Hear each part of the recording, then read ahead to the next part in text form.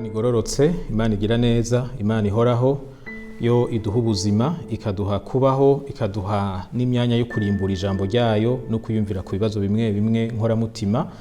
Nihabwa icubahiro, namwe ndabashimiye kuko mufata umwanya mu kumviriza ano majambo mbaganirira, kandi ndasaba Imana ngo ivuganire namwe muri kino kiganiro. Turamaze kubona ko ijambo ry'Imana rifise ububasha bwo guhindura umuntu, rirafise ububasha bwo guhindura imiryango, rirafise ububasha bwo guhindura igihugu. Ariko kugira ngo ivyo bishoboke birafise ahantu bica. Igihugu ntigipfa uko gihindutse. Kugira ngo ubutumwa bwiza buhindura igihugu birafise ahantu bica. Imana yarasezeraniye umugisha amahanga, kandi yawusezeraniye amahanga yose, ariko irafise ivyo isaba abantu kugira ngo ivyo bintu yasezeranye bashobore kubibamwo. Reka nce ngira ko ntanga akarorero. Bibiliya iradusaba gukunda ababanyi bacu, gukunda abandi, kwitaho ineza yabo, kugira ivyo dukoze bivanye n'ivyo dufise n'ingabire dufise, kugira ivyo dukoze bituma abandi bamererwa neza. Ariko nimba ya mico yacu itwigisha kwinubana hisunzwe ibi canke biriya, nimba idushizemwo ingeso yo kwanka abo tudasangiye ubwoko nk'akarorero, canke abo tudasangiye umugambwe, canke abo tutava mu ntara imwe, tugaheza tukavyemera, bikaba arivyo bigenga biranga imigenderanire tugiriranira n'abantu, igihugu kizobamwo amacakubiri, kizobamwo kwinubana, kizobamwo urwanko, kizobamwo intambara, naho abo bantu babikoze bo barabakirisu. Ukwizera rukirisu ntikugarukira mu buzima ntavogerwa gusa, la vie privée, ntikugarukira mu bintu vyanje canke vyawe, kurinjira no mu migenderanire yacu n'abandi bantu.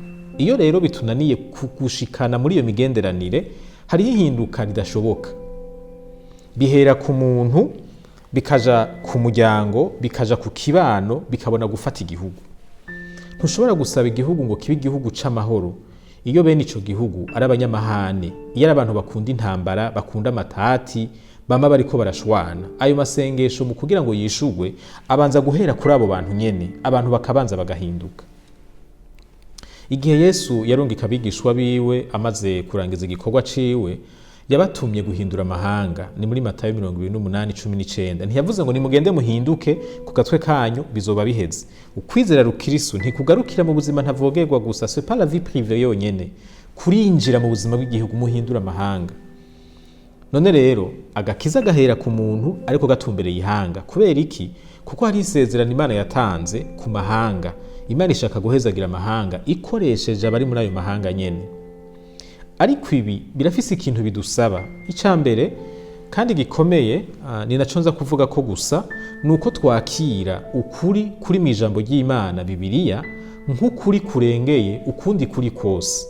Bibiliya ntikwiye gufatwa nk'ikintu dukwiye kunganisha n'ivyiyumviro vyacu, canke n'imico yacu, canke n'ivyiyumviro vy'abahinga tuzi, baba abo tuzi canke abo twasomye ibitabo vyabo. Bibiliya itegereza kubanza gufatwa nk'ukuri kurengeye ukundi kuri kose. Ivyo bigaca bitujana rero mu muco wo kwiga Bibiliya, kwinjiramo no kurondera kumenya ico Bibiliya ishaka kutwigisha, aho kurondera kuyivugisha ico twebwe twifuza kwivuga canke twibaza kwivuga. Ca gatatu, uko twiga, uko tuvumbura ibintu mu ijambo ry'Imana, dutegerezwa kugira umwete wo gufata ivyo twize tukabihindura ukuri ngenderwako mu buzima bwacu bwa misi yose. Ntaba amajambo tuzi gusa mu bwenge dushobora gusigura, amajambo aryoshe kuvuga no kumva, ariko kuba ukuri kuva mu za ngingo dufata ku munsi ku munsi, kuba ukuri kuva mu ingeso zituranga mu buzima bwacu bwa misi yose. Ivyo bidakozwe, naho twogwiza amashengero menshi gute, ntibizohindura igihugu. Ingo n'imiryango bizokwama birimwo induru, abantu bazokwama bafatwa nabi mu miryango, abana bazokwama batitabwaho, hazokwama hari uruhagarara mu miryango, ibitigiri vy'ingo zahukana biduge, kandi inshengero zuzuye igihugu. Mu burongozi bw'igihugu, mu burongozi bw'amashirahamwe, mu burongozi butandukanye, hazokwama haboneka ingorane zari gutorega umuti na kimwe mpejeje kuvuga.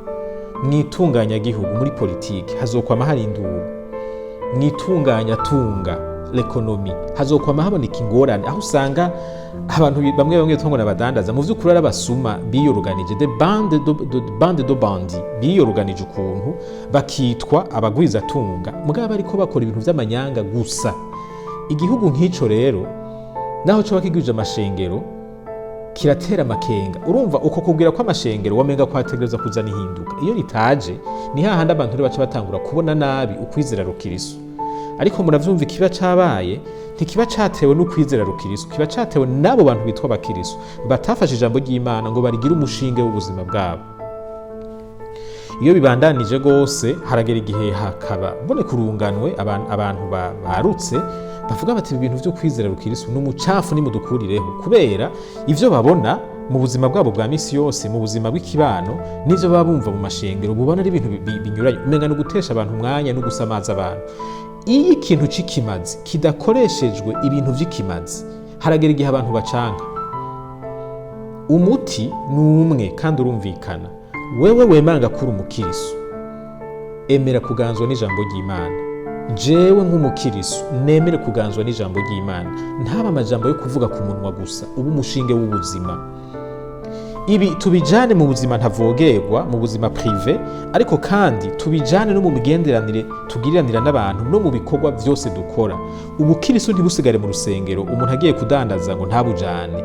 Ubukirisu bumuherekeza agiye kwigisha, umunyeshuri agiye kwiga, umupolisi agiye gukora igikorwa ajejwe, umunyepolitiki agiye mu bikorwa vya politiki. Umuntu wese ajana ukwizera rukirisu hariya ahantu agiye, bitagenze gutyo igihugu ntikizohinduka. Ndashaka ndagusabe ngo ufate iyo ngingo wewe yo kutaba umukirisu wo mu majambo gusa.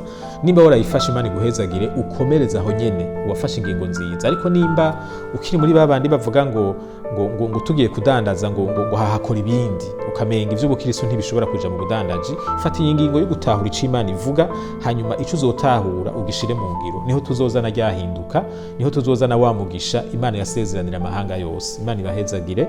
Niwaronka umugenzi aka video gashobora gufasha uribuka kukamuha. Imana ikugirire neza.